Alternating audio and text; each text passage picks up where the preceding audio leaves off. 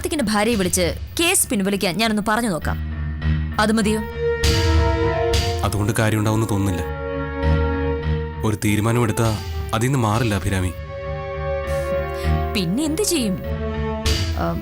മറ്റാരെങ്കിലും പറഞ്ഞ കേക്കോ അവര്? അറിയില്ല. സ്വന്തം വൈഫിനെ കുറിച്ചാണ് ഈ പറയുന്നതെന്ന് ഓർമ്മ വേണം. കാർത്തിക് പറഞ്ഞ അനുസരിച്ചില്ലെങ്കിൽ പിന്നെ എങ്ങനെ നിങ്ങളുടെ ജീവിതം മുന്നോട്ട് പോകും? ജീവിതം മുന്നോട്ടൊന്നും പോവില്ല. അത് ഈ ഒരു കാര്യം കൊണ്ട് മാത്രമല്ല. അവളുടെ മനസ്സിലിപ്പോഴും ആദ്യത്തെ ഭർത്താവാ. ഈ വിവാഹം ഒരബദ്ധമായിട്ട് അവൾക്ക് തോന്നുന്നുണ്ട്. സെക്കൻഡ് മാരേജ് ആണോ വൈഫിന്റെ? കാർത്തിക് എന്തിനാ ഇങ്ങനൊരു അബദ്ധം കാണിച്ചത്? എനിക്ക് അവളെ ഇഷ്ടമായിരുന്നു മാഡം. വിവാഹം കഴിഞ്ഞ അവൾ എൻ്റേതാവുമെന്ന് ഞാൻ വിശ്വസിച്ചു. പക്ഷേ അതിനവൾക്ക് കഴിഞ്ഞില്ല. എൻ്റെ വീട്ടിൽ താമസിക്കുമ്പോഴും അഴകത്താ അവളുടെ മനസ്സ്.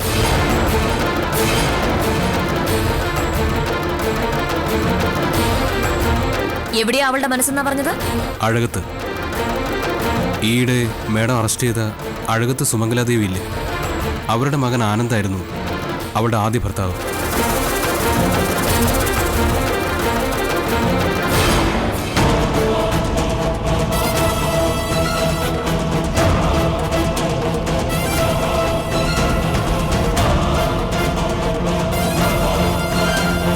ആ കോളേജ് പ്രൊഫസർ അല്ലേ? അതെ. മേഡത്തിന് പരിചയമുണ്ടോ അയാളെ? ഉണ്ടോന്നോ? സഹായം ചോദിച്ചിപ്പോ എന്റെ അടുത്ത് വന്നത് കാർത്തികല്ല, സാക്ഷാൽ ഈശ്വരനാണ്. എന്താ മേഡം? വഴിയുണ്ടാക്കാം. സ്റ്റേഷനിലേക്ക് ഞാൻ ഇപ്പൊ തന്നെ വിളിച്ചു പറയാം. അമ്മയും സഹോദരിയും ഞാൻ പറയുന്ന പോലെ ഒരു പരാതി എഴുതരട്ടെ. ബാക്കിയെല്ലാം ഞാൻ നോക്കിക്കോളാം. Thank you madam.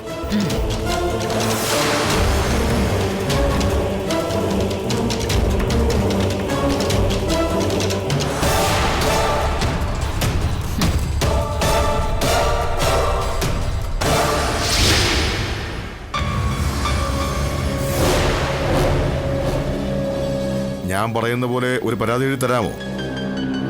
എങ്കിൽ ആ പരാതി കമ്മീഷൻ ഓഫീസിലേക്ക് ഇപ്പോൾ തന്നെ ഞാൻ ഫാക്സ് ചെയ്യാം. നിങ്ങൾക്ക് രക്ഷപ്പെടാനുള്ള ഒരു മാർഗം ACP എന്നെ പറഞ്ഞു തന്നതാ. എഴുതി തരാം സർ, എന്ത് പറഞ്ഞാലും എഴുതി തരാം. ACPക്ക് കൊടുക്കുന്നത് ഒരു സങ്കട ഹർജിയായിട്ട് വേണം എഴുതാൻ. അതായത് മകന്റെ ഭാര്യയായ അഭിരാമിക്ക് പലവിധ അവിഹിത ബന്ധങ്ങളുണ്ടെന്നും ആദ്യ ഭർത്താവ് അഴകത്ത് ആനന്ദുമായി നിരന്തരം വീട്ടിൽ വെച്ച് കണ്ടുമുട്ടാറുണ്ടെന്നും ഇതിൽ മനംനൊന്താണ് അഭിരാമിയെ പൂട്ടിയിട്ടതെന്നും എഴുതി ചേർക്കണം. അയ്യോ, അങ്ങനെയൊന്നും സംഭവിച്ചിട്ടില്ല. സംഭവിച്ച മാത്രം എഴുതിയാ നിങ്ങൾ അകത്ത് പോവും. എന്താ വേണ്ടതെന്ന് വെച്ചാൽ തീരുമാനിക്കുക. ഞാൻ എഴുതി തരാം സർ. അമ്മ എഴുതുന്നത് പോലെ വേണം എഴുതാൻ. വായിച്ചാൽ അത് സത്യമാണെന്ന് തോന്നണം. വഴിവിട്ട ബന്ധമുള്ള മരുമകൾ അത് ചോദ്യം ചെയ്താൽ ഉപദ്രവിക്കുമായിരുന്നു എന്നും എഴുതി ചേർക്കണം. ആർക്കും ഈ പരാതി വായിച്ചാൽ സത്യമാണെന്ന് തോന്നണം. കുറച്ച് കണ്ണീരൊക്കെ ചേർത്ത് എഴുതിക്കോ. നിങ്ങളുടെ സ്വഭാവത്തിന് ഇതൊന്നും ചെയ്തു തരേണ്ടതല്ല. പിന്നെ ACP പറഞ്ഞാൽ ഉപേക്ഷിക്കാൻ പറ്റില്ലല്ലോ.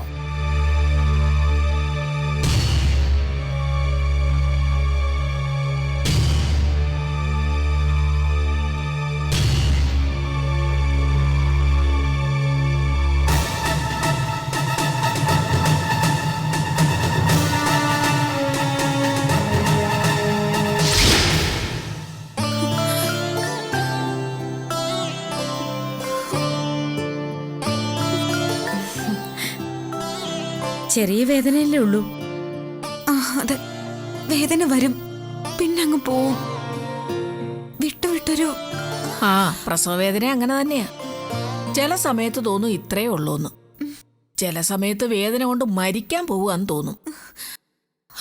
അതനുഭവിച്ച് തന്നെ അറിയണം.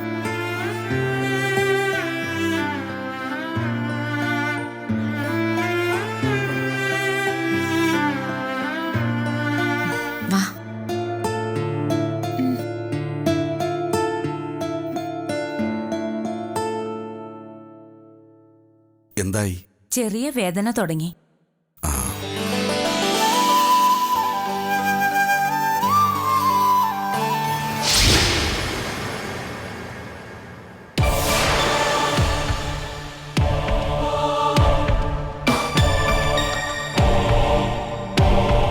എന്താ കാർത്തിക്, ഇഷ്ടപ്പെട്ടില്ലേ? ഇല്ല, ഈ പരാതിയിൽ പറഞ്ഞിരിക്കുന്നത് ഒന്നും ശരിയല്ല. അഭിരാമി അങ്ങനെ മോശപ്പെട്ട ഒരു പെണ്ണല്ല. എൻ്റെ അമ്മയും ചേച്ചിയും നിർബന്ധിച്ച് എഴുതിച്ചതായിരിക്കണം ഇത്. അതെ, സ്റ്റേഷനിൽ നിന്ന് പറഞ്ഞു കൊടുത്ത് എഴുതിപ്പിച്ചതാ. അഴകത്ത് ആനന്ദ് ഒരിക്കലും ഞങ്ങളുടെ വീട്ടിൽ വന്നിട്ടില്ല. അയാൾ ഒരു മാന്യനായിട്ട് എനിക്ക് തോന്നിയിട്ടുള്ളൂ. ശരി, എങ്കിൽ പിന്നെ ആ പരാതി അങ്ങ് വലിച്ചു കയറി കളഞ്ഞേക്ക്. നമുക്ക് സത്യവും നീതിയും ഒക്കെ ആയിട്ട് അങ്ങ് കഴിയാം. അമ്മയും സഹോദരിയൊക്കെ ജയിലിലേക്ക് പോട്ടെ. പണ്ടത്തെ പോലെയല്ല, വനിതാ ജയിലിലൊക്കെ ഇപ്പൊ എല്ലാവിധ സൗകര്യങ്ങളും ഉണ്ട്. ഈ അവസ്ഥയിൽ മാഡം എന്നെ കളിയാക്കരുത്. അയ്യോ, കളിയാക്കുന്നില്ല. ഒന്ന് പോയി തരാമോ? സഹായിക്കണം എന്ന് പറഞ്ഞിട്ടുണ്ടെങ്കിൽ എന്നെ കൊണ്ട് ഇങ്ങനെയൊക്കെ പറ്റുള്ളൂ. പോലീസിന്റെ കയ്യില് ചില പൊടിക്കൈകളൊക്കെ ഉണ്ട്. അത് പ്രയോഗിച്ചാലേ ചിലര് വഴിപ്പെട്ട് വരികയുള്ളൂ. ഞാൻ എന്താ വേണ്ടത് മാഡം? തന്റെ ഭാര്യ അമ്മയ്ക്കും സഹോദരിക്കുമെതിരെയുള്ള പരാതി പിൻവലിച്ചില്ലെങ്കിൽ ഈ പരാതിയുമായി നമ്മൾ മുന്നോട്ട് പോകും. അങ്ങനെ വിളിച്ച് സംസാരിച്ച അവളൊന്ന് പേടിക്കും. താനൊന്ന് ആലോചിക്കും. ആലോചിക്കാനൊന്നുമില്ല. ഈ പരാതി ഫോർവേഡ് ചെയ്യും. എന്നാ തൽക്കാലം കാർത്തിക്ക് പോയി കിടന്ന് ഉറങ്ങ്. ഈ രാത്രി ഇനി ഒന്നും ചെയ്യാനില്ല. നാളെ നേരവൊന്ന് വെളുക്കട്ടെ. തന്റെ ഭാര്യയെ നക്ഷത്രക്കാലെണ്ണിച്ചു തരാം ഞാൻ.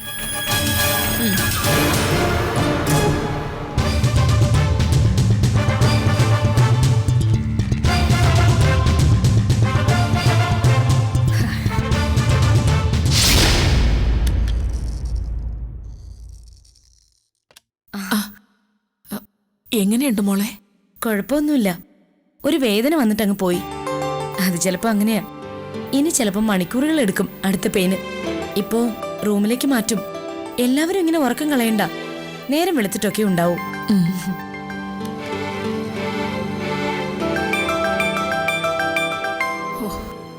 എല്ലാം കഴിയുന്നത് വരെ ഒരു സമാധാനവും ഇല്ല. എല്ലാം ശരിയാവും. നമ്മൾ എപ്പോഴും പോസിറ്റീവായിരിക്കണം.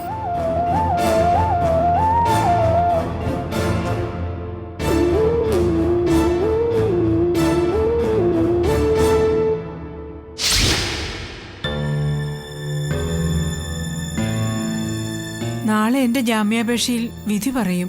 ചേച്ചിക്ക് ജാമ്യം കിട്ടും. വേണ്ട, എനിക്ക് ജാമ്യമൊന്നും വേണ്ട. ജാമ്യം കിട്ടിയിട്ട് പ്രത്യേകിച്ച് കാര്യമൊന്നുമില്ല. മക്കൾക്കും കെട്ടിയവനും ഒന്നും എന്നെ വേണ്ട. ആർക്കും വേണ്ടാതാവുന്നതല്ല, സ്വയം അങ്ങനെ ആയിത്തീരുന്നതാ. നമ്മളെ വേണ്ടെങ്കിലും നമുക്ക് മക്കളെ വേണമെന്നൊന്ന് തീരുമാനിച്ചു നോക്കൂ. സ്നേഹം കൊടുത്താൽ എപ്പോഴെങ്കിലും അത് തിരിച്ചു കിട്ടാതിരിക്കില്ല. അമ്മയ്ക്ക് മക്കളെ ഒരുപാട് ഇഷ്ടാണല്ലേ? എനിക്കുള്ളതിനേക്കാൾ ഇഷ്ടം അവർക്ക് എന്നോടാ. 3 മക്കളല്ലേ?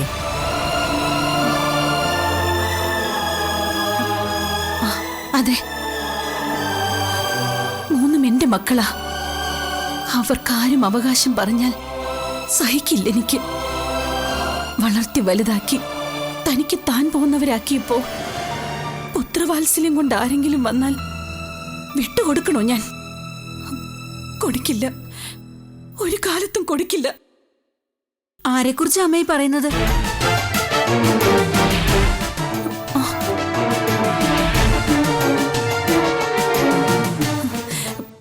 പൊതുവെ പറഞ്ഞതാ. മക്കളെ ഒരിക്കലും വേർതിരിക്കില്ല. വേർതിരിക്കാൻ പറ്റില്ല ഒരമ്മയ്ക്കും. അങ്ങനെ ആരെങ്കിലും വേർപെട്ടു പോയാൽ പിന്നെ ഈ ജീവിതം ഉണ്ടാവില്ല.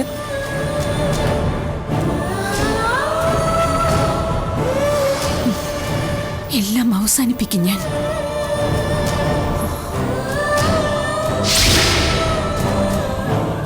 നാളെയാ ബാലാമണിയുടെ ഡെലിവറി. പെയിൻ ഉണ്ടായില്ലെങ്കിൽ നാളെ ഡ്രിപ്പ് ഇടും. എനിക്ക് വരണമെന്നുണ്ട് ആശുപത്രിയിലേക്ക്. പക്ഷേ അവള് സമ്മതിക്കുമോ? ഉണ്ണിയമ്മയ്ക്ക് കുഞ്ഞിനെ കാണണമെന്നുണ്ടല്ലേ? ഉണ്ട്. അത് പിന്നില്ലാതിരിക്കുമോ? മോൾക്ക് കൊടുക്കാൻ കഴിയാത്ത സ്നേഹം കൊച്ചുമോനെങ്കിലും കൊടുക്കാൻ പറ്റിയാൽ. അപ്പോ മോനെന്നങ്ങ് തീരുമാനിച്ചോ? മനസ്സ് പറയണു. ഉണ്ണിയമ്മ നാളെ ഹോസ്പിറ്റലിലേക്ക് വാ. വന്നിട്ടോ എന്നെ അവള് ചീത്ത പറയില്ലടാ. എന്ത് വേണമെങ്കിലും പറഞ്ഞോട്ടെ, എന്നാലും ഉണ്ണിയമ്മ വരണം. ഏറ്റവും ഉത്തരവാദിത്തപ്പെട്ട ആള് ഉണ്ണിയമ്മയാ.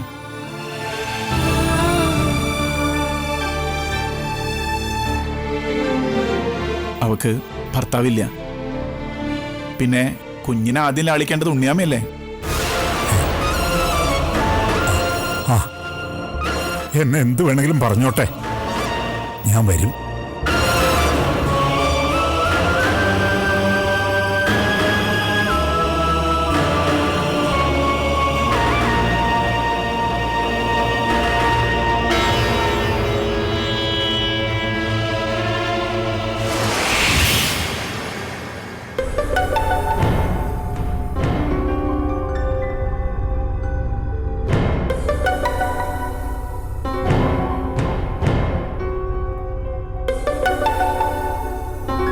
കാർത്തി, നീ ഇവിടെ നിന്ന് ഉറക്കം കളയുന്ന എന്തിനാ? വീട്ടിലേക്ക് പൊയ്ക്കോ. മോനെ, ഞങ്ങളുടെ ഗതി എന്തായാലും ഇങ്ങനെയായി. നീ പൊയ്ക്കോ. നിങ്ങൾ ഇവിടെ ഇങ്ങനെ കിടക്കുമ്പോൾ വീട്ടിൽ ചെന്നാലും എനിക്ക് ഉറക്കം വരൂ അമ്മേ. ഞാനിവിടെ നിന്നോളാം. നിന്റെ ഈ സ്നേഹമാ കാർത്തി ഞങ്ങളുടെ ബലം. നീ കൂടെ ഉള്ളിടത്തോളം കാലം ആര് വിചാരിച്ചാലും ചേച്ചിയും അമ്മയും തോൽപ്പിക്കാൻ പറ്റില്ല. എന്നാലും ഈ ഗതി വന്നല്ലോ മോളെ. നമുക്ക് എങ്ങനെ ഇവിടെ നിന്ന് രക്ഷപ്പെടുക? ഞാൻ കൂടിയില്ലേ അമ്മേ. കേസും കോടതിയും ഒന്നും ഇല്ലാതെ ഞാനിത് തീർക്കും. നിന്നെ ഈ കഷ്ടത്തിലാക്കിയത് നിന്റെ ഭാര്യയാ. ആ ഓർമ്മ നിന്റെ മനസ്സിലുണ്ടാവണം.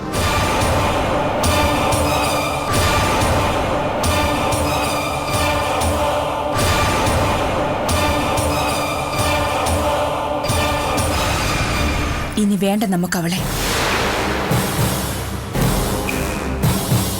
താൻ പോയില്ലേ? പോകുന്നില്ല. താനിവിടെ കുത്തിയിരുന്നുകൊണ്ട് പ്രത്യേകിച്ച് എന്തെങ്കിലും ഗുണമുണ്ടോ? വീട്ടിൽ പോയി നോക്കണോ? ഇല്ല സർ. എൻ്റെ അമ്മയും ഗീതമ്മയും ഇല്ലാതെ ഞാൻ അങ്ങനെ വീട്ടിൽ ചെന്ന് കയറും. ഇവിടെ എവിടെയെങ്കിലും ഇരുന്ന് ഞാൻ നേരം വിളിപ്പിച്ചോളാം.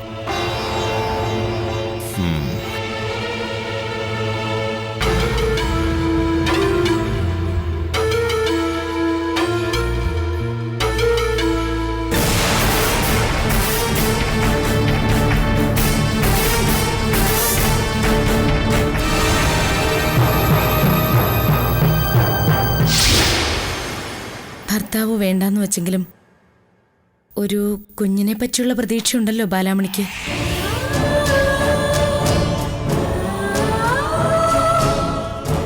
എനിക്കോ ഒന്നുമില്ല.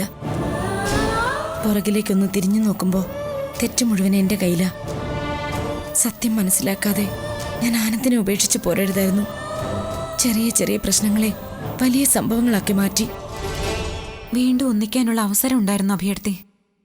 മറ്റൊരു വിവാഹം കഴിച്ചതാ അബദ്ധായി പോയത്. അതെ, അച്ഛൻ്റെ അവസ്ഥ കണ്ട് നശിപ്പിച്ചത് സ്വന്തം ജീവിതം. ഒരിക്കലും നടക്കരുതാത്ത വിവാഹമായിരുന്നു അത്. കാർത്തിക്കിനെ കുറിച്ചോ വീട്ടുകാരെ കുറിച്ചോ ഒന്നും അന്വേഷിച്ചില്ല. ഒരാഴ്ച കൊണ്ട് പ്രേമിച്ച് അടുത്ത ആഴ്ച ഒളിച്ചോടുന്ന പെൺപിള്ളേർ കാണിക്കുന്ന മണ്ടത്തരം പോലെ ആയിപ്പോയി. ഒരു തിരിച്ചുവരവുണ്ടാവോ അഭയർത്തി സാറിന്റെ ജീവിതത്തിലേക്ക്? ഇല്ല. എല്ലാ ശുദ്ധിയോടും കൂടി തിരിച്ചു ചെല്ലാൻ കഴിയുമെങ്കിലും എനിക്കൊരു മടങ്ങിപ്പോക്കുണ്ടാവില്ല ഒരിക്കലും. പിന്നെ പിന്നെ എന്ത് ചെയ്യൂ അഭയർത്തി?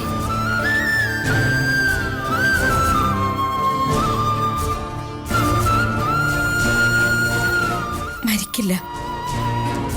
ആത്മഹത്യ ഒരു ഡോക്ടർക്ക് ചേർന്നതല്ല. ജീവിക്കും. ജീവിതം ഒരു സർവീസാക്കും രോഗികൾക്കിടയിൽ. ഉറങ്ങിക്കോളൂ. ഉറക്കം ഒരനുഗ്രഹമാണ് ഉറങ്ങാൻ കഴിയുന്നവർക്ക്. കിടന്നു.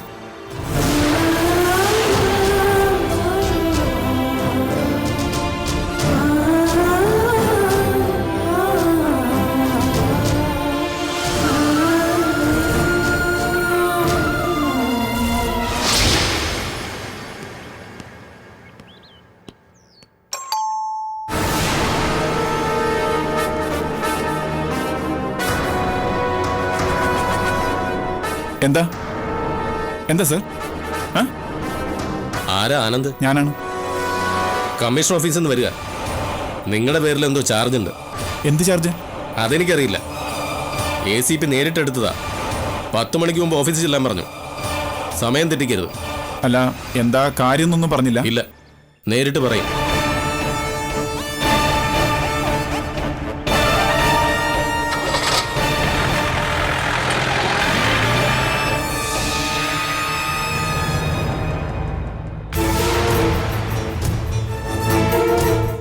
മോഷ്ടിച്ചോ? അല്ല, അല്ലെങ്കിൽ പിന്നെ പോലീസ് അന്വേഷിച്ചു വരുന്ന എന്തിനാ? എടുത്തുനിന്ന് പോയേ. എന്താടാ, ആരാ വന്നത്? ഒരു പോലീസുകാരനാ. പോലീസുകാരനോ? എന്നെ അന്വേഷിച്ചാണോ? അല്ല, എന്നെ അന്വേഷിച്ച. എന്താ കാര്യം? ഇവിടുത്തെ ACP ഒരു പെണ്ണാ. ഉണ്ണിയമ്മയ്ക്ക് അറിയാലോ. അവരും ഞാനും തമ്മിൽ അത്ര രസത്തിലല്ല. എന്തെങ്കിലും പെറ്റി കേസ് ഒപ്പിച്ചിട്ടുണ്ടോന്ന് ആർക്കറിയാം? എന്തായാലും നീ ചെന്ന് നോക്ക്. എന്തെങ്കിലും പ്രശ്നമുണ്ടെങ്കിൽ എന്നെ വിളിക്കരുത് കേട്ടോ. എന്നെ കണ്ടാ പോലീസ് അപ്പം എടുത്ത് അകത്തിടും. അത്രയ്ക്ക് ഇഷ്ടാണേ.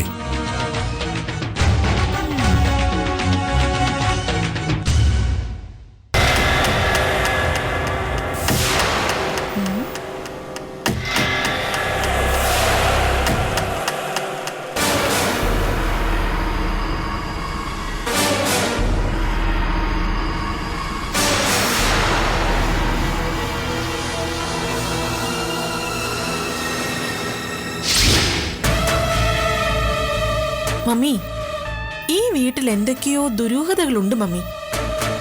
ഞാൻ അറിയാതെ എന്തൊക്കെയോ ഇവിടെ നടക്കുന്നുണ്ട്. എന്താ മോളെ? ആനന്ദിനെ അന്വേഷിച്ച് പോലീസ് വരുന്നു. പോലീസിനെ കണ്ട് അവൻ പരിഭ്രമിക്കുന്നു. ഉണ്ണിയാമ്മ പോലീസിനെ കണ്ട് ധൃതിയിൽ ഓടി രക്ഷപ്പെടുന്നു. എനിക്കൊരു സംശയം. ആരെ? രണ്ടുപേരെയും. ഇവര് രണ്ടും കൂടിയാണോ അറപ്പുരയിലിരുന്ന സ്വർണം മോഷ്ടിച്ചതെന്ന് എനിക്ക് സംശയമുണ്ട്. രണ്ടുപേരും കൂടി എടുത്തെങ്കിൽ പിന്നെ അത് എന്ത് ചെയ്തു? അതറിയാനായിരിക്കും പോലീസ് വിളിപ്പിച്ചത്. എന്നാലും ഉണ്ണിയാമ്മ എങ്ങോട്ടായിരിക്കും ഇറങ്ങി ഓടിയത്? മോൾ ഇവരെയൊക്കെ രഹസ്യമായിട്ട് ശ്രദ്ധിക്കുന്നുണ്ടായിരുന്നു അല്ലേ? എനിക്ക് ശ്രദ്ധിക്കാതിരിക്കാൻ പറ്റുമോ? ഇവിടെ നടക്കുന്ന തട്ടിപ്പിനും വെട്ടിപ്പിനും എല്ലാം അമ്മ സംശയിക്കുന്നത് എന്നെയാ. ആ ധാരണ ഞാൻ തന്നെ മാറ്റിയെടുക്കണ്ടേ? അതിന് എന്തെങ്കിലും ഒരു തെളിവ് ഞാൻ കണ്ടുപിടിക്കും.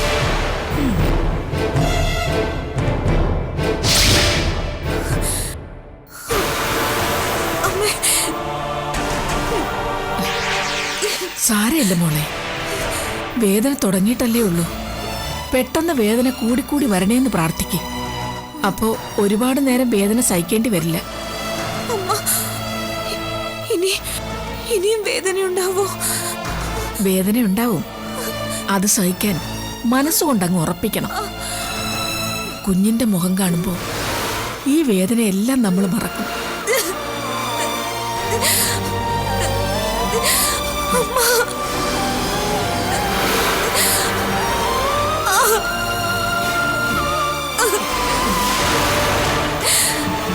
നമുക്ക് ലേബർ റൂമിലേക്ക് പോവാം.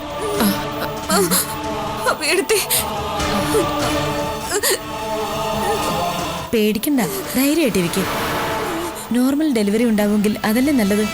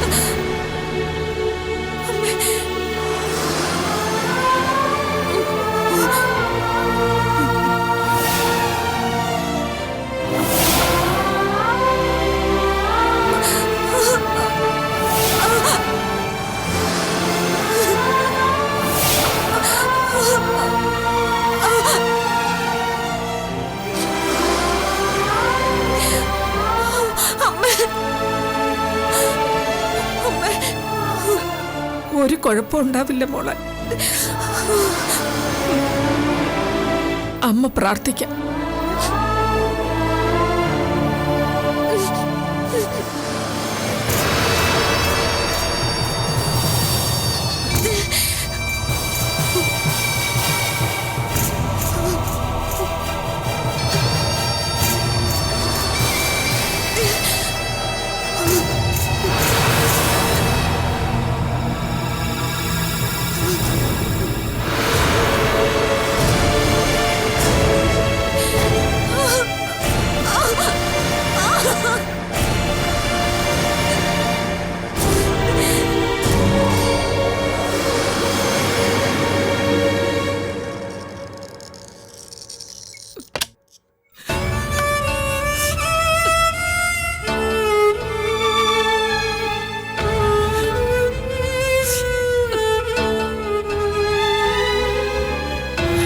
എന്റെ ഈശ്വരന്മാരെ കാത്തോളൂ.